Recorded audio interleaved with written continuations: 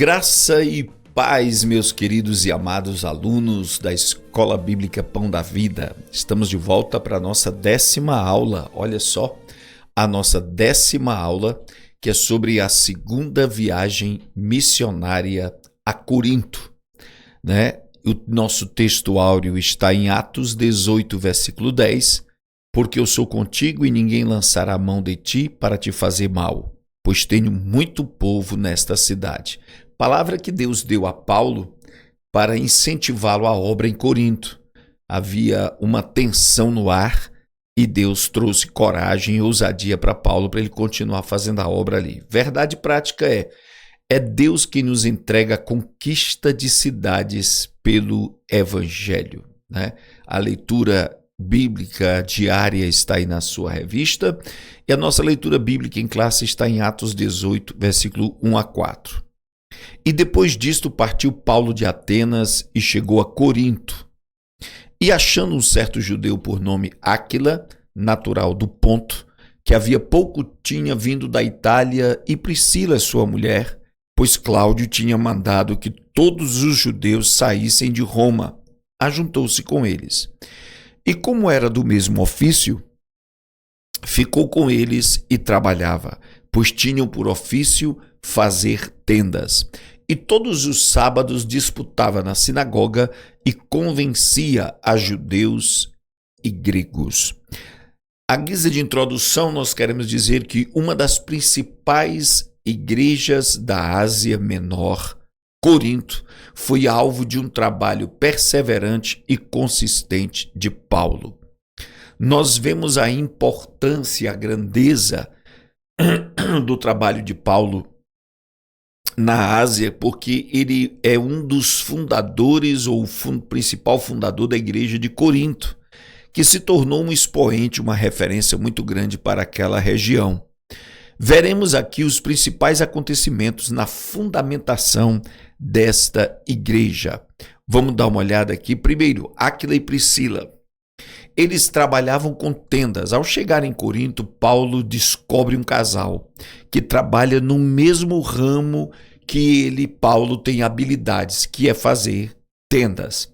E ele juntou aí o útil ao agradável, né? Um encontro marcado por Deus, pois eles estavam fugindo da ordem romana. E aí Paulo junta-se a Áquila e Priscila e ficam dando um suporte ao outro, né?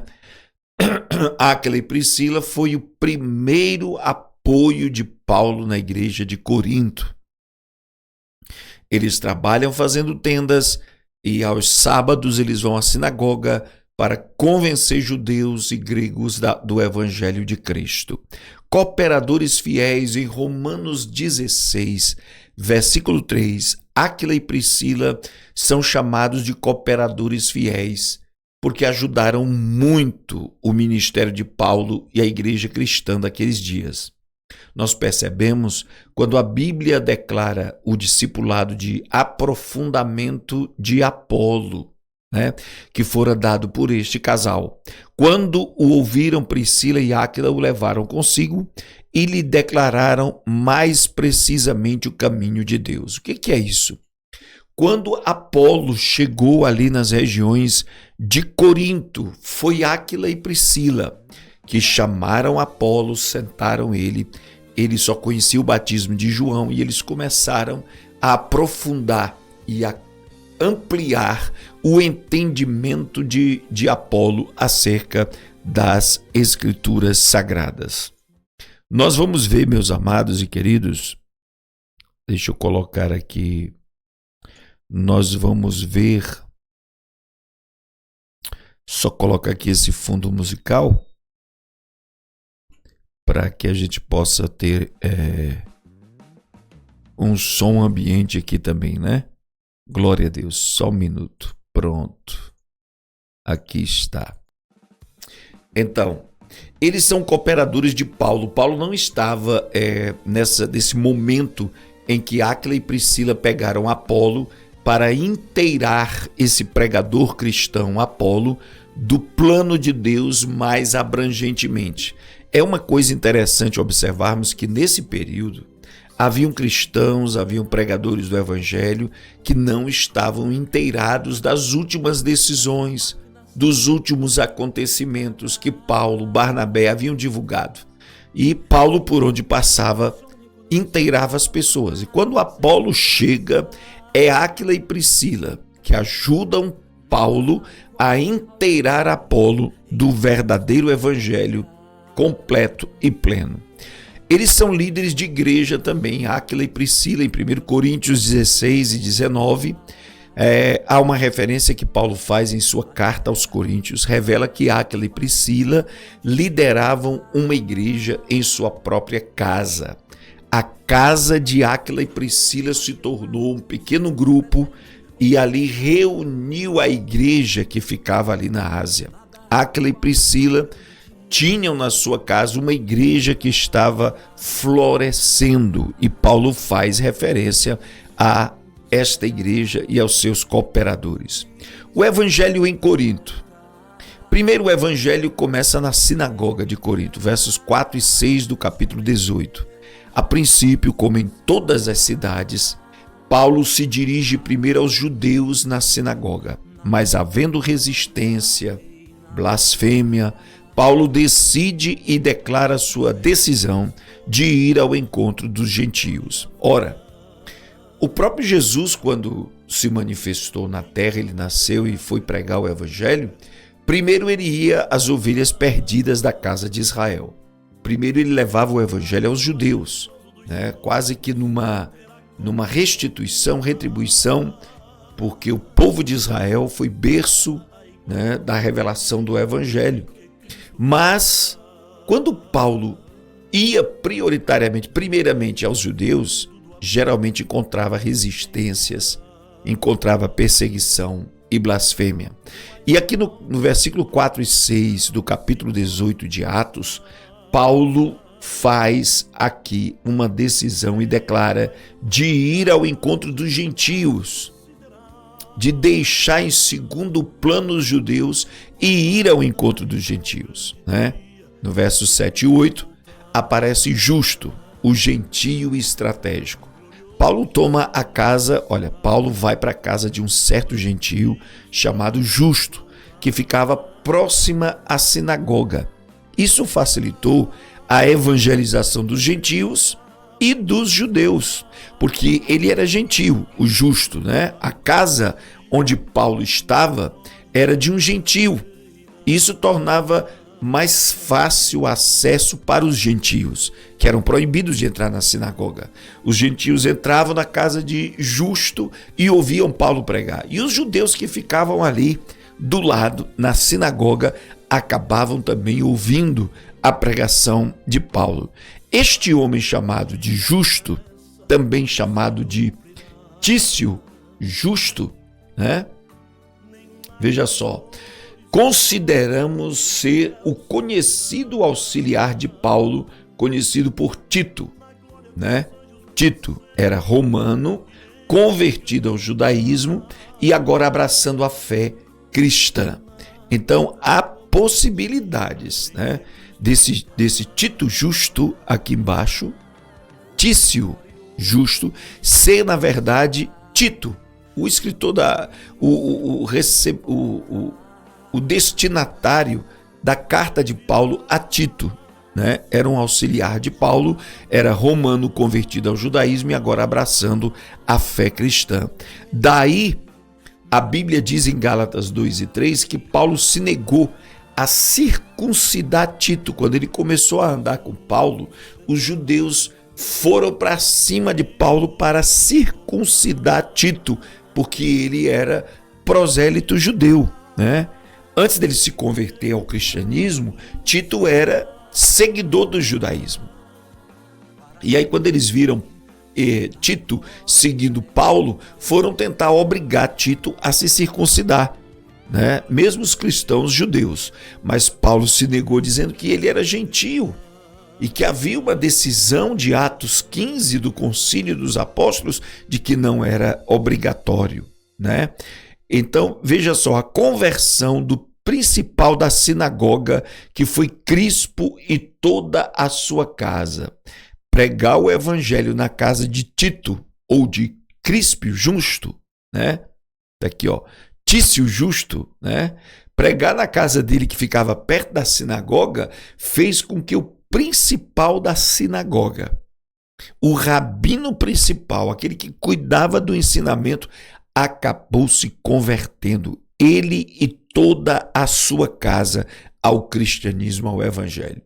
Então veja que a casa de Tício Justo, deixa eu grifar aqui, a casa desse justo acabou sendo estratégico para a conversão de Crispo, o principal da sinagoga. Que maravilha, né, irmãos? Veja só, a permanência de Paulo em Corinto. Deus se revela a Paulo diante do começo de uma perseguição. Deus se revela a Paulo para motivá-lo, porque havia uma perseguição dos judeus em Corinto e Paulo parecia estar querendo sair de Corinto, mas Deus chega para Paulo e fala para ele essas palavras que estão aqui no texto áureo. Eu sou contigo e ninguém lançará a mão de ti para te fazer mal, pois tenho muito povo nesta cidade. Deus estava garantindo a proteção de Paulo em Corinto para que ele pregasse o evangelho. E por causa disso, olha, Paulo se fortalece na graça e permanece em Corinto por 1 ano e 6 meses. 1 ano e 6 meses foi o trabalho ministerial apostólico de Paulo na igreja de Corinto, né? A rejeição do caso judeu. Vamos lá. Galho, governador de Acaia, é apresentado aqui, olha, o procônsul da Acaia. Procônsul quer dizer o governador, o principal daquela província. Vendo que se tratava de questões religiosas, conceitos religiosos, desprezou-os e os expulsou de seu tribunal. Porque esse procônsul da Acaia, ele na verdade era uma autoridade romana. Ele estava ali para resolver problemas militares, civis, jurídicos, não religiosos. Roma sempre teve essa visão de tolerar, deixar eles crerem, fazer seus cultos, contanto que não interferisse nas questões econômicas, políticas e civis da população de Roma. Então levaram essa perseguição, os judeus levaram Paulo, né, levaram os companheiros de Paulo a juízo. E o procônsul da Acaia, vendo que era uma questão religiosa, desprezou. Não havia agravo ou crime. Questões religiosas não podem ser tratadas objetivamente por tribunais humanos, né? Mesmo os romanos daquela época já se excluíam, eles não, nós não vamos entrar nesse mérito. E a revolta foi grande aqui, olha, dos judeus, dos gregos. Os gentios revoltados com os judeus, né?